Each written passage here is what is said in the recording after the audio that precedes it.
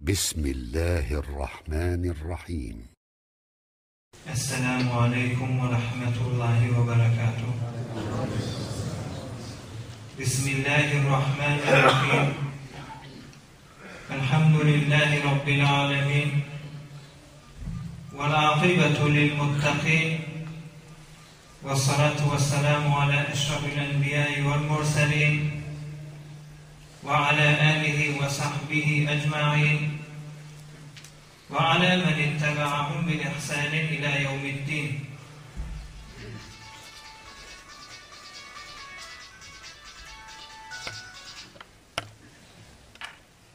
رضينا بالله تبارك وتعالى ربا وبالإسلام الحنيف دينا وبسيدنا ومولانا محمد صلى الله عليه وسلم رسولا ونبيا وبالقرآن الكريم حكما وإماما وبالكعبة الشريفة قبلة وبالمؤمنين إخوانا. Mehraban Huday Tebareke ve Teala hemmemizin ediyen taatı ibadetlerimizi ahiretimiz avat bolsun nip çekken zahmetlerimiz ediyen hayır dualarımız tehammül etken kıyınçılıklarımız ve başkadan ve hayrat ve ihsanat edilen olsa Allah Teala lütfu kelamıyla kabul edip belki hemmemizin iki dünyası avat bolsun inşallah.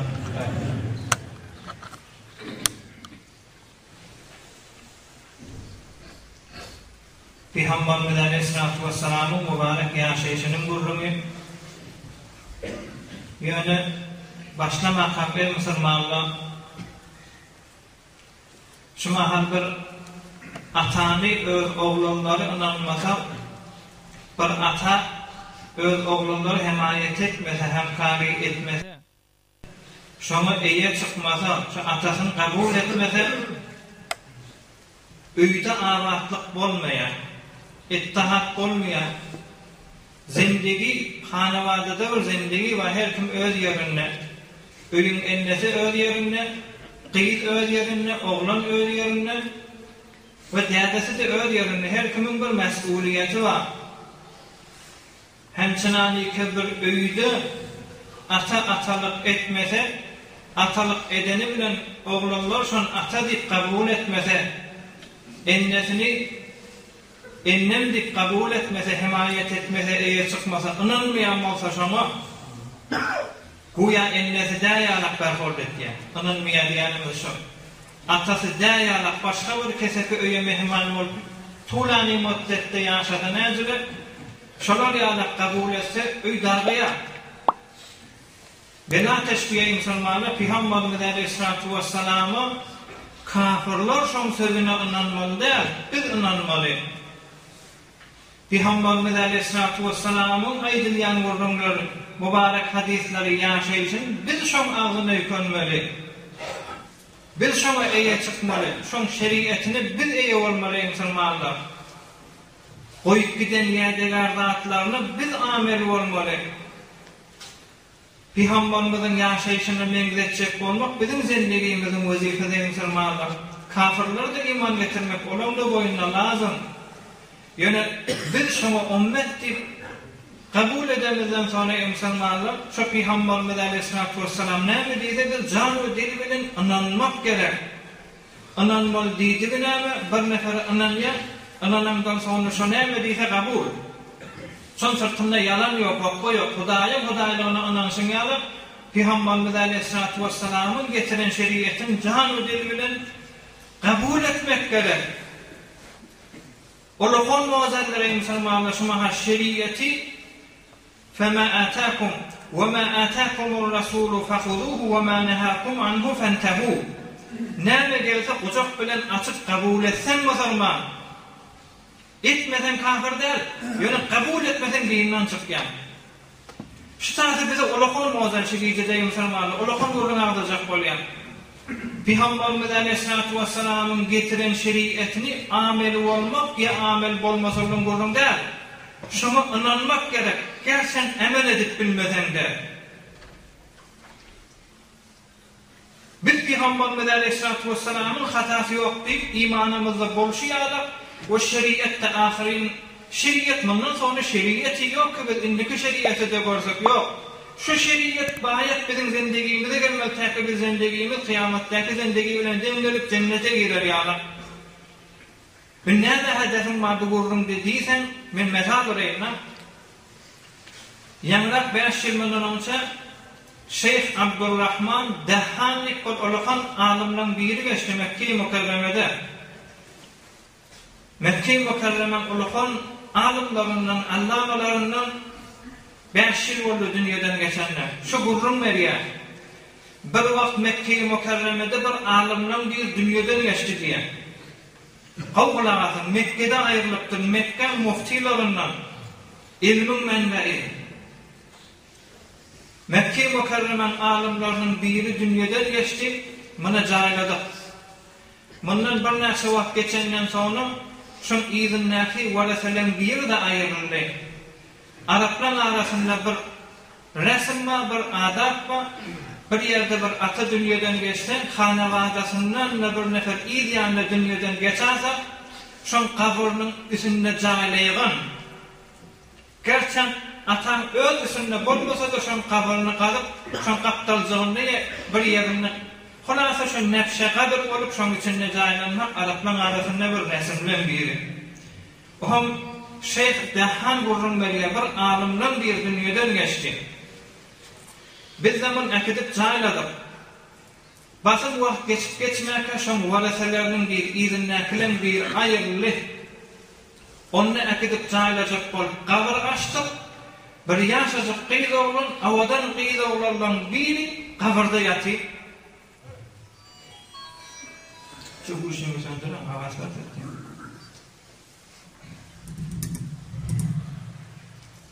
Gurrun edev ayımsın mağlar, bir hamonda da çok bilmağlar.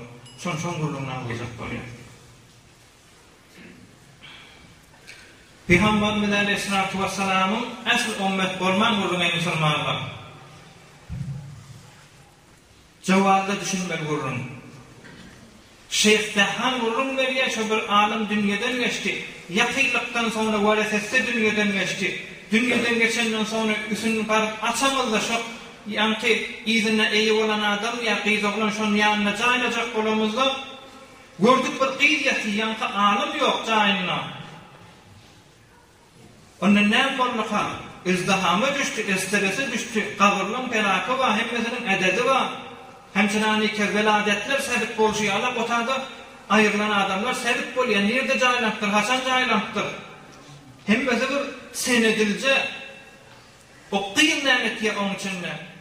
En hasıl şotada Mekke-i Mukarreme bir Avrupa taraftan bir mehmanlar varmıştık. Şolar da bariya kabırıngısını görseler tanıştık ya. Bir muallime dini Fransa'dan şu kıyız oğlan tanıyan. Bir ki öz şagirdimiz bir nefse vakmından onçan bana ben hatta ordu zamanına da öğrettim. Din o şeriyeti menden ders alardı. Kur'an-ı Kerim ders alardı. Bu yani Mesihiyet dinine yağlar. Yani mahfi kavattan Müslüman oldu. Peygamber Aleyhissalatu vesselam'ın dinini kabul etti. Menden de dini metalepler öğrenirdi. Ben nukuda bir nefse vakmından onça meriz olandan sonra dünyadan geçti şey. Batada necere zaylan dedik, ona da sual. İnni bir taraftan alimler uyuşuptırlar belli zat. Şu kıyla olan bir yaxşı zatı varmıştık ki Mekke-i Mukarreme'de kabrin içinde caylanırdı. Fransa'da caylanan kıyıl Mekke-i Mukarremen kabristanına. İnni o alim nire gidiptir. Tahkir et yerli. İzdiham oluyor. Ulukun muhakkakları var yerli. Hacın vakti tamam oluyor. Hacın vakti tamam oluyor. Niyan ki Fransevi adamı diydile diye mualleme. Sen bir nefse deyane bazı resbilen iyi veriptirle şu kıyzavlanın barda kabırını gör. Son hanımadasını ittila ver. Bar yerli Fransa şeyle tahkir et yerli hanımada seyran alıyor. Biz bir nefse vakmını olsa mirizledik falan kabristanına cayladık. Balık şu kabristanı, şu kabir kazanlarında yankı alim çıktı yaşatadı. Mugassep kurdum, hem de dünyanın havar bayı Müslümanlı şu gördüğünde. Şonu hanavadası heyran alýan kıkyza olan ay belli zat. Mehfi iman getiripdir. Mekke-i Mükerremen kalben kabul edipdir. Kafirliň gabristanına jaýlasa da Hudaý Taala mama ders bolsun diýip musulmanlaryň gabristanına jaýlapdyr. Bu bir belli zat. Emma o ahun, o alemi ki Mekke-i Mükerreme'de namaz okuýardy. Kâbe-i Şerifeň haýatyna niýet edip hemişe 5 wagtyň şodada okuyan alim näme falansa da kafirliň arasynda jaýlandy. Men tahqiq edenlerine hanavadasyna barýardy, zenanasyna sataşýarlar.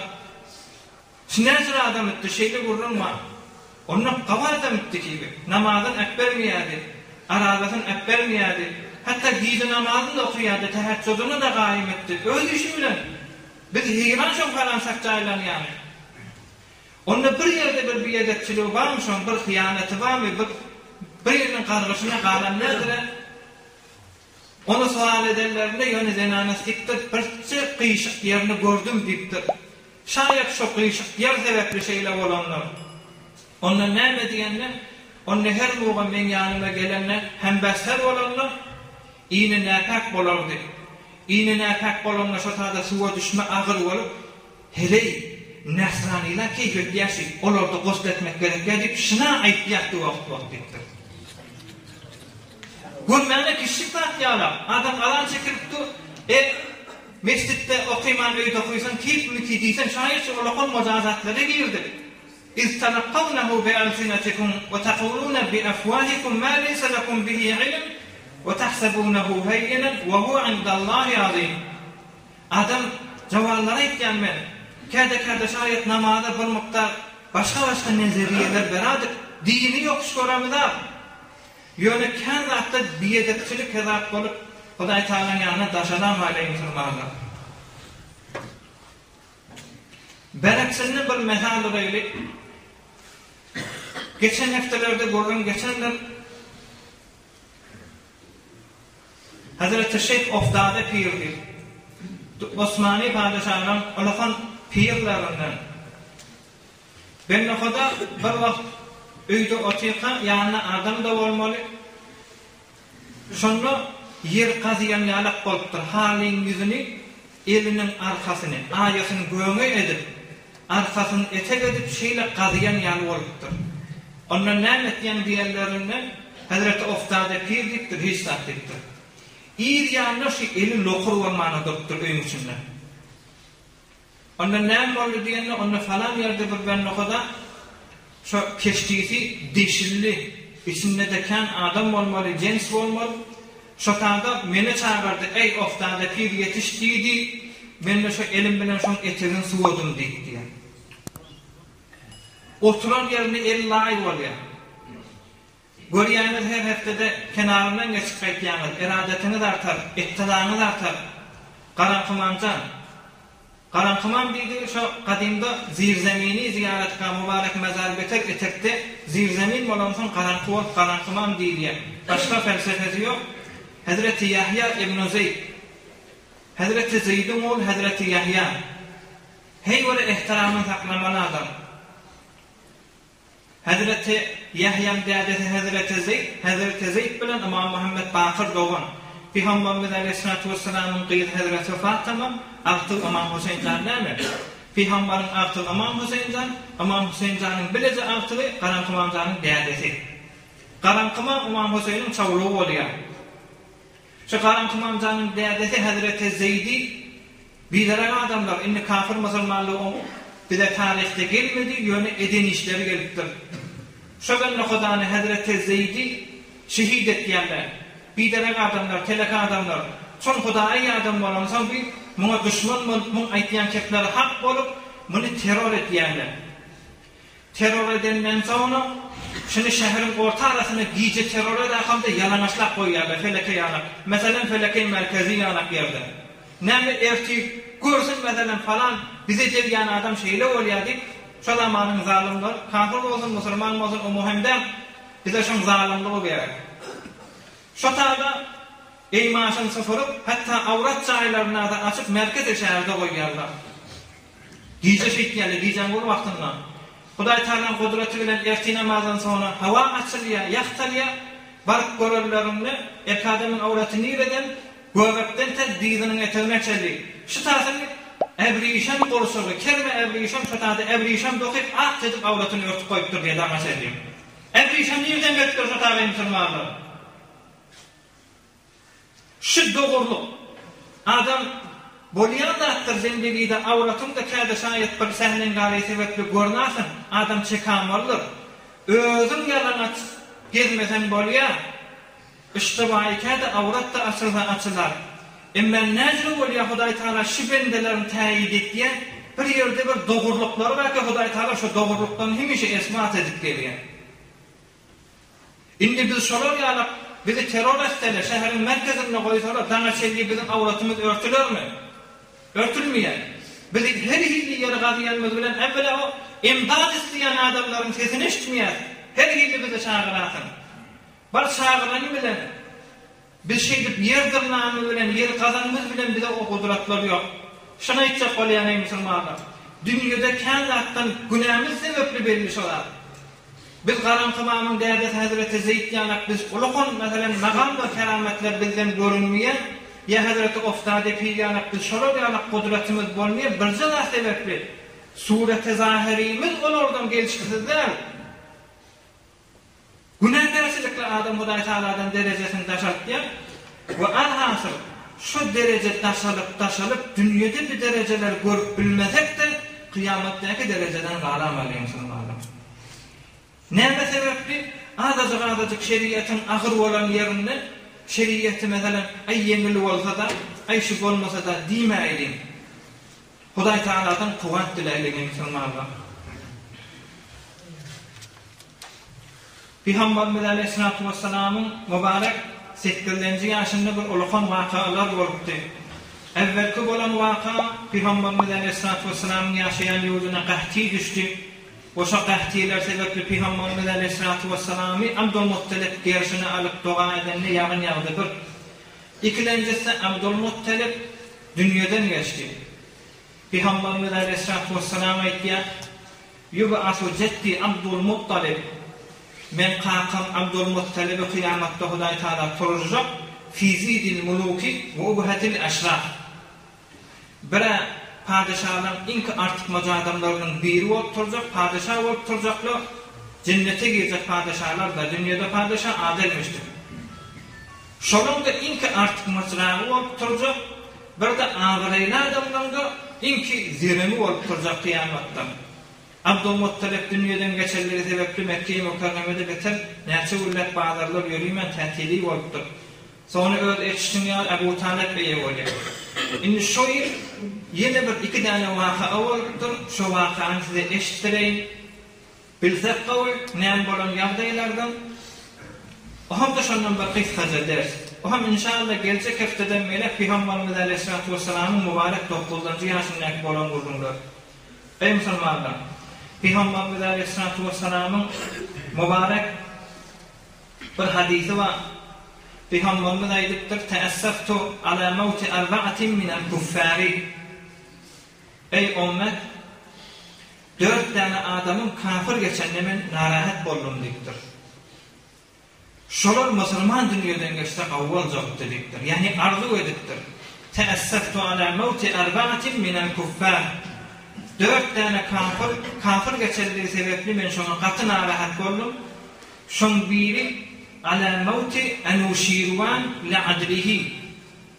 Şu İran'ın padişahı, geçen padişahlardan Enuşirvan'ın kafir geçenine narahat boldum.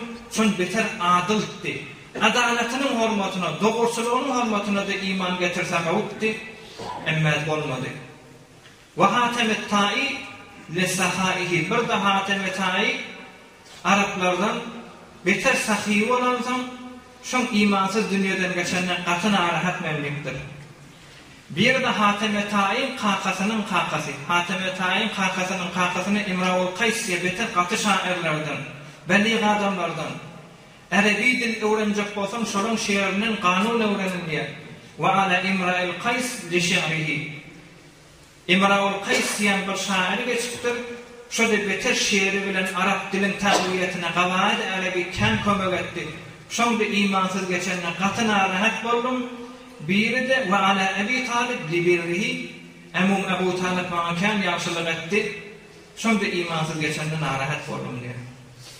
Ehl-i sünnetin akidasından Ebu Talib Peygamberimiz Aleyhissalatu vesselam'a kem muhabbet edip yaxşılık etse de kabul etmeni geçenliğini. İnne 8-nji ýylda näme bolan waka 8-nji ýylda Enuşirwan bir da Hatem etay ikisi dünýeden geçýär. Ýanky aýdan hadisini Peygamberimiz ahir ömrüne aýdypdyr.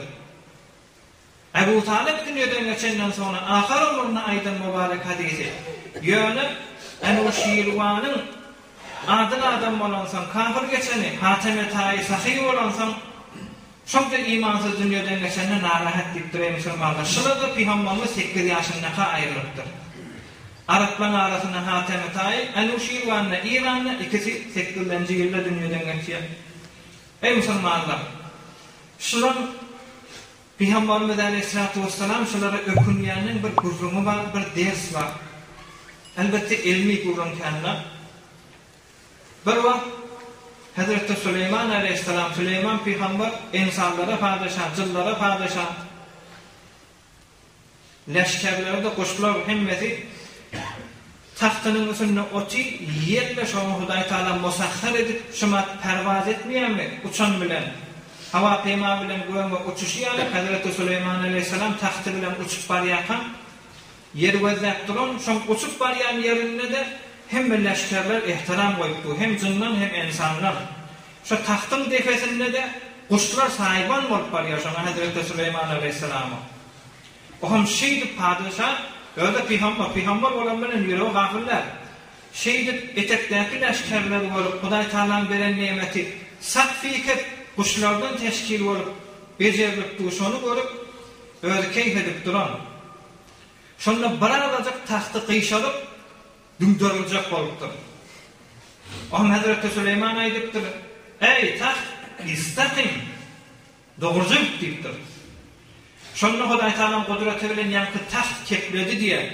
"Ey Süleyman Peygamber, sen dogur bol, men dogur giderim" diýdi. "Sen kıyşardan, men de kıyşaram, dündürler" diýdi. "Dogurja oturan ýerimde" diýdi. Tahta padişahydy bolsa da dogur otur, kıyşa otursan men agarym diýdi. Camide gerek zade musulmanlar, şigitedeki gurrun, hanawadan mudiri bayat bilmeli. Mahallede bir semette, bir postda başlap bolýar, bayat bilmeli. Sarkarger bayat bilmeli. Edarada reis, mavin bayat bilmeli. Her yerde bir mesuliyeti boynanan adam şigitedeki gurrun kulak asmaly. Ey musulmanlar, täki orhan faýlardan galmar ýalar. Enuşirwan beter adaletli diýer. İran'ın evvelin padişahları Hahameneşi diýerler. Hahameneşi'den sonra Eşkaniyanlyk bir guruh gelip geçipdir. Eşkaniyandan sonra Sasaniyanlyk bir padişahlar gelipdir. Sasaniyandan sonra Sefewiyan gelipdir. Sefewiler. Ondan sonra Efşarlar gelipdir. Ondan sonra Zendiler gelip, ondan sonra Pehlevi'den sonra da Şumatlı başlaplar. Indi Sasani padişahlarımız 40 padişah. Sasani padişahlar Peygamberimiz Aleyhissalatu vesselam'ın wagtynda İran'ın padişahları. Şu Sasaniler ýewrim 2-nji padişahy Enuşirwan adil diýerler. Hosrow adil. Enuşirwan diýerler, Nuşinrawan diýerler, Enuşakarawan diýerler. Manasy şoň eteginde rahat ýaşaýan ýerdiň saltanatynda. Şu padişah bolanlar kibret ýaşaýar, zulümden gorkmaýasy. Nuşinrawan belli adam. Ey musulmanlar, öyle bir 78 ýaşapdyr Enuşirwanyň adalet bilen märuf. Adaletinin biri agzallarynda musulmanlar şu mahal Bagdadyň ileri ýüzünden Medain diýen şäher bar. Şu taýda şu bejeren bir gasry bar, hökümet eden ýeri. Enuşirwanyň merkezi paýtagty Bagdadyň ileri ýüzünden 30 kilometrliginde Medain diýen şäherde bolýar. Şu taýda bir gasry bejeripdir. Şu gasrynda da bir tak goýupdyr. Tak diýýär, ajordan geçden zat bejerilýär. Inki olokan terin tak şu Enuşirwanyň asliýaty da Hosrow. Şu gasry bejerjek bolany hemsaýasy bir garry hele etdi diýen. Gasry giýimine geçjek bolupdyr.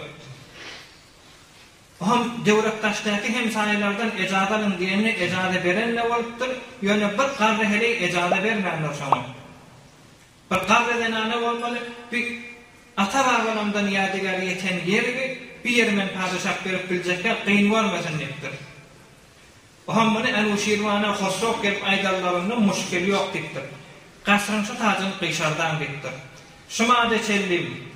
Müngmäşir ýyl bolup durýan sırmaly dünýeden geçenler. Şumat bardan görün tağı Kesra Medain ýen şähere bardan görün ulukon tarihi yer. Şoň bir guşuçy şuma da çellim qyşyk. Nämeden jiri bir bennek zulm etmäýändir. Ohm Rum taraftan bir Enuşirwana beter ulukon padişah ady çykan bolansoň Rum taraftan bana bir adam gelipdir, padişahının tarafından bir hediyeler getiripdir. Näme täze gasr salypdyr, şonu gutlap ýapdygy, Rumun padişahy. Şonda gelip Medainne aýlanypdyr, gasryň içinde görüpdir. Falança meter ulakarlygy we tuğlu falança hezineler edilipdir. Öz wagtynda bir dünýede tek sahtanalan biri bolupdyr. Şonda şu ýanky qyşyk bir sahtamany bir ewrelenje ýeri bar, şonu görüpdir. Hibra avadan qasr dipdir. Ýöňüşe tazyr qyşyk dipdir. Näme dip qyşakdan azykdyr? Onu Enuşirwana aýdypdyr, ýanky in käji az rasty ýamasdykdyr. Şo qyşyk bizim dogurlugymyz bolansa, biz dogur bolansak şo tazyr qyşakdy dipdir. Biz qyşarsak onu dogurlap bilýärdik dipdir. Onşonda Rumun Resuli iveren ilçisi Peygamber Esani hediye getiren emanetdari aytdy diye mehman inne hadal i'wijaja lahu aynul istiqamet. Şo qyşyklyk sen dogurlugyny tasdik etýärdir. Ulukon bir adaletinin biri. Bir wagtda bir kafirin zindigini almasyn ken best berjekler tarih dolly gurunlardan. 2 tane 3 tane aýdyly tekepihon bolmadan aýdanna hak berer. Bir wagt Enuşirwan destur beripdir öz memleketine mana bir däne kerpiç getirin, ajor. Bir däne kerpiç getirin. Şo kerpiçde bir qadim jaýdan alınan bolsun. Şo jaýda da adam ýaşamaýan bolsun. Şo jaýda bir owada bolsun ki, owa we haraba bolsun, metruka bolsun. Mana gerek şu düktörle pezeşkle mana aýtdy. Men bir derdim var. Şu derdim derman etjek bolsam bana bir kerpiç ajor gerek. O ajorda bir köne jaýdan almaly. O köne jaýda bir owada bolmaly ki haraba bol, adam ýaşamaýan bolsun. Ýani beter haraba. Memleketine aýlantypdyr, ilerisinden gaýrasy ýokarsydan aşağı aýlananlaryna bir däne kerpiç takmanlar başanýarlar. O hem ewurlyk gelenler bolýardypdyr. Mana bu zat gerek däl. Men ýöne memleketimde hoşum gelmeýän, men adaletine aýt edesim gelýär. Bir däne ýykyp öý bolmasyn diýip şonu biljek boldum. Hemmesi saf, hemmesi emaratim ewe düşüpdir. Bir nefer ýykyp öýde ýaşamaýar, şonu biljek boldum diýdi. Şumatty mes'ullara derse musulmanlar. Onun üçin 3-nji gurrunda Enuşirwan ölenle dünýeden geçenler wasiyet edipdir geçek lahzalarynda. Men ölemden soňra men tabutumy kullu memleketime aýlan dipdir. Eger bir nefer ýanyndan çyksa, şu Enuşirwan Hosrowdan algyn madise, ýa men hakymydy, ýa bir zat dilese raziýetden oham geçden gidin dipdir. Ey musulman tarihte agzalya Enuşirwanyň tabutyny 2 ýyl Iranyň içinde aýladylar diýip bir nefer çykmady diýip. Şeýle raziýet aklapdyr. Şu mahal bolanmyş ey musulman bir owadan çykarmyş o. In hemen arizaýeti kullu belade İslamiyde musulman bolýar. Bela Enuşirwanyň gurlugy Hateme Taýdan naýdydy. Hateme Taý Araplardan, Arabistanda ýaşaýanlardan, Arabistanyň gaýry ýüzünden Taý diýen taýfadan gabileden. Bir de ulukon bir şöhret tafallan biri beter insaniyeti evde. Günne kapsynna şu cemiyetin az wagtynda 1500 ýyl mundan önce Bizim memleketimiz 50 yıl bundan önce 15 milyon ne vermiştik? 1500 yıl bundan önce nesine vermiştik? 1500 yıl bundan önce bir dünyadan geçen adam Hatem Etai'ydi. Şu günde 10 tane etmedi diysen, sahiyçılık etmedi diysen, fakat mehmanlardan çirin bişiyen asım mahari 10 tane diyegini ölürdü diye. Bile de hem doğrulup ocağına, şun bir digi olmalı, şu diğe taştan dik olmalı. Şuna atardı diye mehmanlara paylardı. Şu dikşim attı ve Arabistan'da, dağın kaplarına. Hail diyen şehrin, Turan diyen obasının dağın yakasında şu dikşim attı Arabistan'a. Bir vakt Hatem Etai'yi dünyadan geçenden sonra, ölümden sonra doğunu deydi diyen, menle şu doğunum yalak comarçılık edecek deydi diyen. Hatem Etai'nin zenaneti aydıptır, başarmarsın deyiptir. Her kimin işlerle sahiyçılık deydi. Onu eder mi deyiptir. Bir mesulun oturuptur, geleni boş kavmanı, hacetleri bitirmeni duruptur. Oham Hatem Etai'nin zenaneti çüfrük eymaş bilen yüzün ört akımda erti bilen barıptır. Öylerlek yine barıptır. İkinin baranı eline vuruptur, erti bilen gelmedi mi deyiptir. Şu tadı zenaneti yüzün açıktır, aytmadım mı deyip başarmayan gibi. Men sen erkek doğanınma, öz adamıyma bir günde azmayış edecek bolup şeydip neqab bilen 70 defa gelemde kavmadı menliktir. Beter sahiy adammıştır, Müslümanlar özümüzden mesal oraylı bir İslam, muvasat, birbirin elinden tutmalı. Mehman mustaqim Huday taraftan geliyedik etanadımız var Müslümanda oğlum. Bir edebiliyorsun sonra. Kuvurumla bir tarafı Müslümanda oğlum. Beterken hayrat ederlerden yöne niyeti riyamış. Çünkü İslam'ı kabul edener. Bir vakt 3 nefer mehman mort gelenine şoňa bir tane koyun ýoksa 3 nefer doýjak, şoňa 3 tane düýe ýokdy diye. Oham näme dip şey diýende onu gördüm, sizin her gaýsyňyz bir jyradan, her gaýsyňyz bir taýfadan, bir mahalleden, bir mantagadan fark edýär. Biri meselem ýokardan, aşakdan, ilerden üçüňiz bile gelseňiz de gelýän ýerine fark edýär. Oham menne adam çykarýarlar. Mana qawluq bilen ağzalar yanıp 3 tane diýen şondan süýmetdim diýdi. Riyamışdyk. Oham Peygamberimiz Aleyhissalatu vesselam'ı da ziyaret etdiýär. Elbette Adi diýen ogly we Hatem'in bir de Safane diýen gyýzy bar. Peygamberimiz Aleyhissalatu vesselam'ın wagtynda şu Adi diýen taýfa bilen musulmanlar uruşýan. Hatem Etai'i ýokmu o? Şonda Safane diýen Hatem Etai'nin gyýzyny musulmanlar esir etdiler.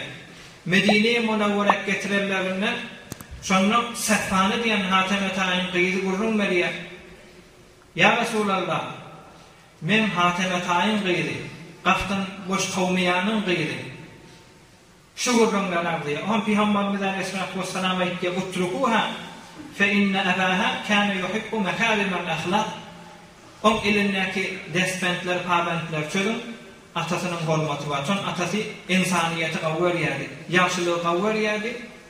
O sebepli ona ihtiram oýmalydyr. Sonra Adi diýen ogly Peygamberimiz Aleyhissalatu vesselam'ın ýanyna gelýär. Ya Resulallah, men atam Hatem Etai'i diýerler. Sahavet bilen ma'ruf. Şu fehel yenfa'u lehu zalika? Şu eden işler özüne peýdamam dip şon soraktır. Fehellehu fî zâlike. Ayaşı eden işlerinde soğatpan sonra kıyametine peydam diyenine Peygamberimiz aýdypdyr: "İnne ebâke talaba şey'en fe asâbehu." Ravahul İmam Ahmed. Sen atan bir zady istedi, şu islerine de yetdi. Ma'ruf boljak boldy, ma'ruf da boldy diýipdir. Şon iman getirmänsen sonra ahir ömrüni şu Hatem Etai'i ýalak musulmanlar arasynda bir sahiy ýok. Şu bir İslam'a giren bolsa İslam'a amry getirerdi. Enuşirwan ýalak adaletine aýt etsek az, enuşirwan İslam'a amry getirerdi. Wagty iman getiren bolsa. Şu gurrunlar Peygamberimiz Aleyhissalatu vesselam aýtdyr. Ey musulmanlar, inni dersana leýli. Peygamberimiz Aleyhissalatu vesselam'ın şu 2 tane ahlakdan hoşu gelensen kafirin özüň hoşu gelene. Ýöne şu 2 ahlak musulmana tapylsa diýip ýetdi. şalarda kalmadı hukm-i adalet, bir pul üçün mufti berer ravayet, bir işler neşane ya kıyamet, zalimler bir tobe öte başlat diye mahtum ulaşan. Adaletin mukabelinde zulüm var. Biz adaleti düşünüyle Müslümanlar. Hazreti Ömer radıyallahu ta'ala, Hazreti Ömer yalak biz adalet bilen maruf. Nerede adalet raayet ettiyemiştir? Ey Müslümanlar, Amr Ramadi dik Müslümanlara bir aşlık geliptir Hazreti Ömer'in halife vaktında. Medine-i Munevvere 9 ay aşlık geliptir. Aşlık deydi, kahti deydi de, aşlık deydi yerde otlamanı, koformanı, ot yok, asmanın bir damcı yağın yağına. Şunda Hazreti Ömer radıyallahu ta'nın halife vaktında şu yıl Amr Ramadi diyorlar. Ramad deydi kül. Ezbes yağın yağman yerde otlat olmanı kül yağlap yer dongralıp adamlar da külemengedi diye. Ezbes tozarlı oldu. Şu yıl Hazreti Ömer dünyadan geçer mahadiydik diye. Sahabedir durun veriye. Ağaç olansam değil. Müslümanların yağdayını kaybeden sen. Ey Müslümanlar, sen hatta şehette yetti diye de bir neçe tane davur vardı diye. Medine-i Munevvere'de şu davarda bakçalılar. Sonra da imana da yok. Yüzünlerine şudur sünk diye. Hep verdiler diye. Şun yağlak ağaçlık düşüktür. Onun Hazreti Ömer radıyallahu ta'ala ağırlak dua ediyen imandır. Şunlar 9 ay doymadı diye, iymedi diye hissa. Hatta madeler, mübarek madeleri cuhurdaydı diye. Kalkiri, evlatu kalkiri. Müslümanlar ağaçlık kazıp kıyırdan kıyır diyerdi diye Müslümanlar. Şu şiddetin içinde, şu kıyınçının içinde şeydip, dua edip, hatta kavada gidip ağlardı diye. Ya Rabbim, Müslümanlar açlıktan ölmeklik, men bağ vaktimde bolmağı varsın. Ömer halife olun Müslümanlar açlıktan öldü deydin mi bağa deyip diye. Ağlap dua ederdi diye. İkincisi yine ağlap dua ederdi diye. Ya Rabbim, men bu nemze bekle Müslümanlar acılmasın deyip diye. Men bu nemze bekle kahçı gelip du, Müslümanlar aç ölmeği varsın açlıktan deyip. Sonra kıyı varıp dua edip, ağlap, ondan sonra Mısır tarafta Hazreti Amr ibn al-As'ın halifesi var. Öz muavini var, Mısır'ın padişahı. Şoma name yazıyor. Ey Amr, bizim ümmetimiz Peygamberimiz Aleyhisselatü Vesselam ümmeti açlıktan ölüp var ya, yetişti dedik diye. Wa gavsah, kömek yetiştik name yazdı diye. Şu tarzda Hazreti Amr ibn al-As diye. Ey Müslümanlar, bunun adaletini özü, bunun himayetini özü. Ey Ömer, kaybetmedik name yazdı diye. Bir arskalları verer. Bir taraf Medine'ye girip durandır, bir taraf Mısır'dan çıkıp arayanlar deyip diye. Kaybetmedik diye.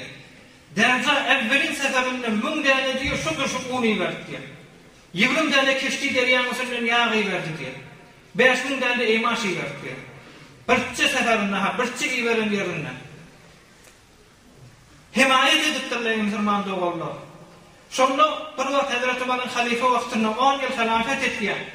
Sonra Beytulmal'la öz elinde, kullu memleketi İslam'ın sermayesi ihtiyar öz elinde.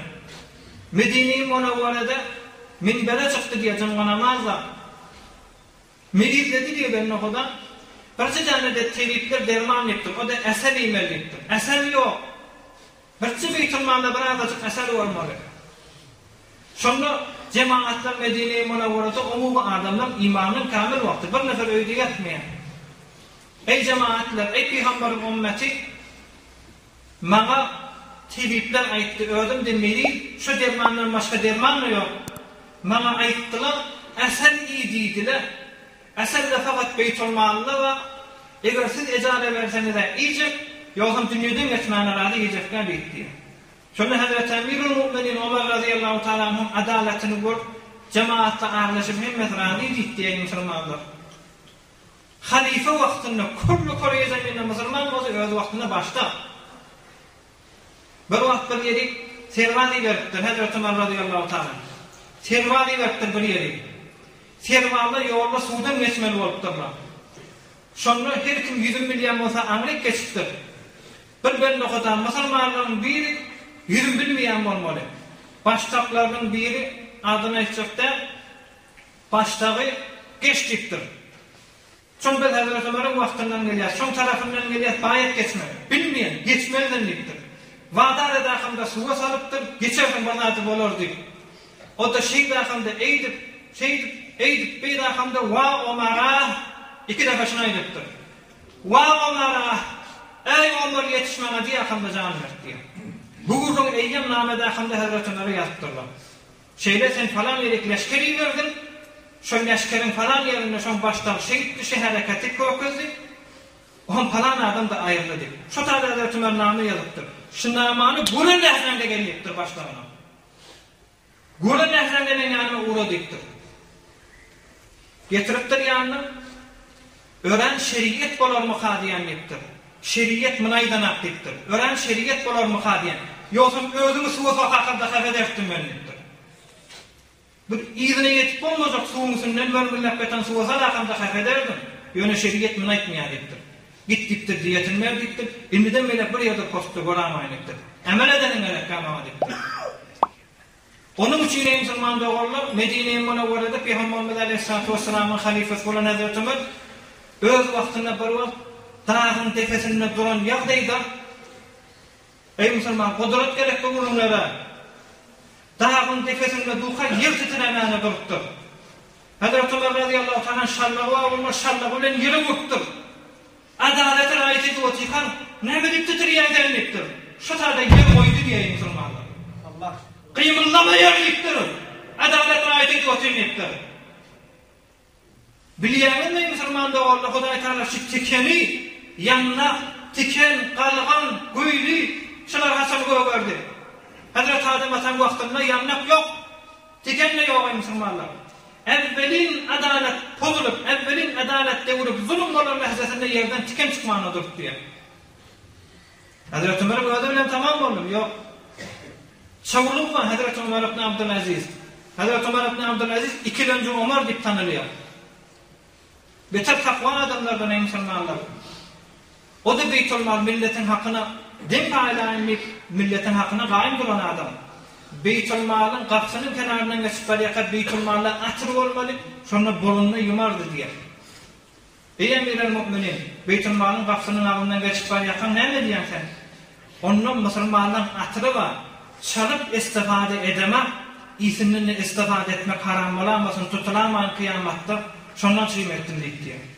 Onun için Hazrat Ömer ibn Abdülaziz'in wagtynda möjek bilen goýuny bile bakardylar diýer. Möjegi goýunun iti hesap edip bakarlardy diýen musulmanlar. Adaletin etýän adysy, dogurdurman etýän adysy musulmanlar. Hazrat Ömer öz ogluny wasiýet edipdir. Şugurun aýdyn düşünýär näme diýär. Hazrat Ömer radıyallahu ta'ala dünýeden geçip bolanyň ey oglum diýipdir. Abdullah diýen alim oglu we şonu aýdypdyr. Oglum men dünýeden geçerdim. Dünýeden geçenden 3 gün sonra men diýişdi görýärsin diýipdir. Şonda kan zadaýan hama diýipdir. 3 gün geçipdir görmändir. 1 ay geçipdir. 2 ay geçipdir. 3 ay geçipdir. 1 ýyl geçipdir. 2 ýyl geçipdir. 2 ýyl geçenden sonra Hazrat Abdullah'ın diýişine giripdir. Derde kösedim biz diýipdir. 3 gün sonra diýişime girecekdik, 2 ýyl sonra girdim. Näme boldy sana diýipdir. 10 näme aşere mübeşşere we cennet bilen boşlananma sahabalardan. Şoň ikilenjisi kim musulmanlar? Hazrat Ömer radıyallahu ta'ala dünýede ka cennet bilen boşlanıpdyr. Ýani belli zatçyl adam elini dawzaky köpediljek ýaşy adama cennete girecek. Oğul etdi 2 ýyl sonra diýişine girenim. Şu mahal men muahazadan çykdym diýdi. Näme muahazasy? Onu Hudaý Taala öz ýanyna eltdi diýer. Hudaý Taala sorady: "Ey Ömer, musulmanlar 10 ýyl başga ötkezen kullu zeminne. Şonu 10 ýyl musulmanlaryň başga bolan ýagdaýda adalete raýat etdim. Kamil şeriýeti bitirdim, musulmanlaryň hakyny hak etdim, nahakyny nahak etdim. Dogurdurdum. Ýöne birti däne ýalňyşan ýerim maten. Öz wagtynda Şam şerifde, Suriýe tarapda, Şam şerifde bir tahta köprü bardy. Şu tahta köprüden bir wagt bir belli Huda sebile iýetinden. Sen halife wagtyndan bir nefer sözüni geçirip barýaka, şu tahta köprüň tahtalarynyň bir çürükdir. Şonda dawarnyň aýagy da hamda aýagy döwüldü. Näme diýip şoňa ýetişmedin diýdi. Şo sebepli geçti deyip Hudaý Taala. Çon habarym yok. Ýöne 2 ýylymyzda käýip durdy Hudaý Taala diýipdir. Bize gerek ey musulmanlar. Başta goýlyň adalaty oňarjak bolsa. Öýlenýin, öýde adyl geljek bolsa. Ey musulmanlar, şeriat adalaty söýleýär. Güljakda bolsaň hemme kişi deň bolmaly. Çağalan siýlejakda bolsaň çağalana deň bolmaly. Zinanasy kän bolsa zinanasyna deň bername goýmaly. Deň mähebbet etmeli. Kafirler bolsa şähertlerini, kärlerlerini deň görmeli. Dogry durmak gerek ey musulmanlar. Adalatin mugabelinde zulüm var. Her ýerde hakyndan geçse, al-gymma diýäkinde ezafarak awraýyny tä'ddi etsen, sen adyl bolmadyň. İnnallaha ya'muru bil adli vel ihsan ve ita'i zil qurba ve yenha anil fahşai vel munkari vel baghi ya'idukum la'allakum tezekkerun. Her cümlede okunmayan şunu. İnnallaha ya'muru bil adl. Diqqat dogry durun diýär Hudaý Taala. Yani zulm etmem. Şu gurulmalar ey musulman bizim zindegimizde hetmen gerek ey musulmanlar. Biz her ýerde bolsak dogry durmak gerek. Al-gymma diýäkinde elimde pul var. Pul bolup durup bergen bermesem adyllıktan çykdym. Men başlap diýäkinde ezafara hyzmat etdirjek bolsam, bolmady ey musulman, adaletden çykdy. Kıyamatda Hudaý Taala mübarek ady nämeşmi? Hudaý Taala mübarek ady el-adl. Bu her kimde Hudaý Taala asl bendesi boljak bolsa, Peygamberimiz Aleyhissalatu vesselam asl ümmet boljak bolsa dogry durmak gerek. Ýalňyşýan, ýalňyşynda durmak gerek. Günädir. Günäni özüne gyşartjak bolmaýan dogurlajak bol. Günädir. Günälliginde dursun. Şu azaba wojdan bilen et günä etjekde bolsun. O alim özü tahajjudunu okuyan adam, 5 wagt namazy heremde okuýar. Ýüzüne ady çykan adam. Fakat gosletjek bolany, agyr bolany palan din gawda dipdir. O gawbider Hudaý bilmänmi? Gawbider Peygamberimiz bilmänmi? Nawat mahrum bolupdyr, kıyamatda näme görer? Jahany gapşypdy ey musulmanlar. Bizde şeýle. Bir nefer ahengi gawryan bolsa, ahengi dogurlajak bolup, özüne gyşardyp o günah bolmasyn. Haram da bolsa, ay günahkar bende diýip barsan barzak bolsa. Günah etmäne öredema. Dinden çıkarmasın ne haberdar bolsun diye aýtýar ey musulmanlar. Fakira münasip sabr we kanaat baýlara ýaraşar sahabat. Hazreti Mahmud Murşan etýär hayru sahabat. Sahiy bolmaklyk bir-birinden hem ýary etmeklik ey musulmanlar hetmen gerekdir. Şu mahal Hazreti Amr ibn al-As ýa-da Hazreti Ömer ýa-da biz başlapdyr. Ýöne ki olmasa öz hanavadamızın baştağı, öz mahallemizde de hem bir garibde görüpdüz, bayda görüpdüz. Açlık düşene Hudaý şükür. Açlık düşmese de sahtiydi. Hudaý Taala imanı, şu maddi ýaşap bilen musulmanlaryň imanını bizim ýurdumyzda gariplik bilen, peşhan bilen, teverrüm bilen azmaýyş edýär. Ýogsa Arabi ýurtlara barsaň, Arabi keşberlere barsaň mesçilikde ýaşapdyrlar. Emma ola mesçilikde ýaşan namazy bilen, ey jowan, ey ýaşullar, sizin okuyan namazyňyz, oýun diýen lokmasy bilen sizin lokmaňyz kän fark eder? Şol sahty bilen çykarýar. Neçe ýardasaň Hudaý Taalaň ýerine izzetin kämil.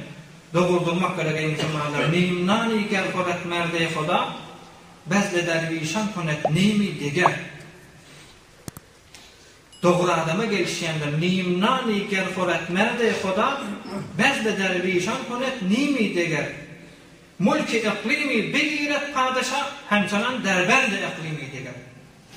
O zalim padişahlan kadar bir ýurtdan o ýurda göküp ýurduny azy görüp hem ýary edýän musulmanlar.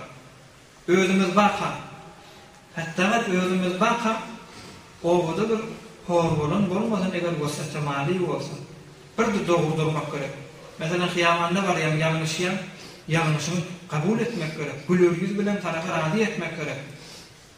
Ýalňyşyp dursun ranandigide, ýalňyşyp dursun bir zatda, ahlakda ýa bir zatda radyçylyk bolsa kıyamatyň dogurdur.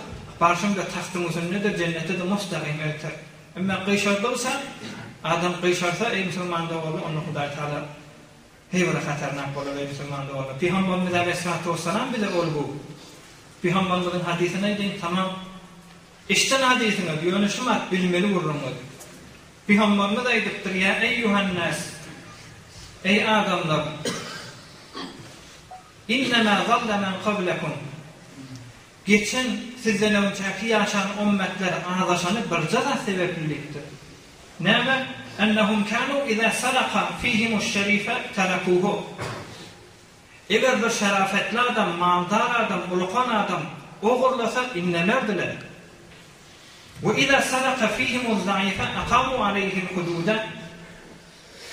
Ama bir garip olsa, ağrı yok adam, garip adam oğurlasa eyyam son elin keserdiler, şoma mocazat ederdiler. Yüzün savurdular şonlar. Şu sebeple yanmıştı. Vaymullah.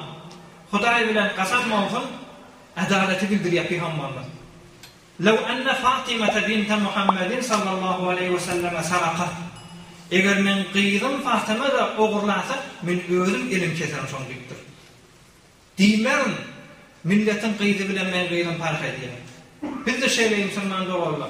Biz öz oglumyzda bir eýbi görsek, şu eýbi de biz islah etmän uruna düşsek, ya şu eýbe biz wakynyş köpetsek, milletin ogly gyzynäki eýbe wakynyş köpetmäne ejada bar. Sogakda ha ejada bar. Men milletin oğluna at takıp falany ogurmuşdyk, falany motatmışdyk, falany ýene birlatmışdyk diýip at takmany haçan ejada bar. Öz ogluma da şeý diýsen, eger şonu ýalak bolsa şeý diýip gem görsem. Musulman örtmeli, hemayet etmeli musulmanlar. Peygamberimiz aleyhissalatu vesselam'ın mübarek ahirin ömrüne aýdanlady. Anu şirvan adil etti beter ummetini, milletini hor saklamadı, zulmetmediler. O sebeple imana gelişýärdi. Musulman adaletli. O musulman bolmasa da musulman bolan bolsaydı İslam'a agry getirirdi. Öz adaleti sebeple gönenir. Wagt şu musulman bolsa bir de hatime taýip beter sahiydi. Men kana minkum yu'minu billahi vel yawmil ahir felyukrim zayfahu. Her kim kıyamata inanýan bolsa mehmany silasyn nipdir. Harc etsin nimädir? Silasyn ihtiram bilen berhod etsin. Peygamberimiz aleyhissalatu vesselam şeýdi. Ey musulmanlar, hayr we manediyet. Hayr we manediyet gewürlük dikde aýdamlar wagan bir hakykat gördüňmi adaý musulmanlar?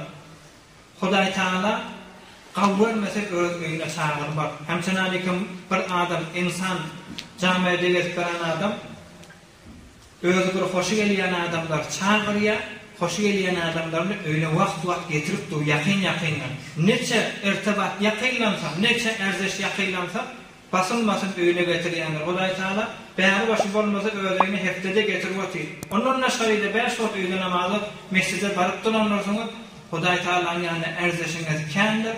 İnşallah Hudaý taala belki şu erzeşiňiz gün bolan kändir. Kıyamatda Peygamberimiz aleyhissalatu vesselam bilen hem jawab bolup ýaşamak hemmeme nesip etsin.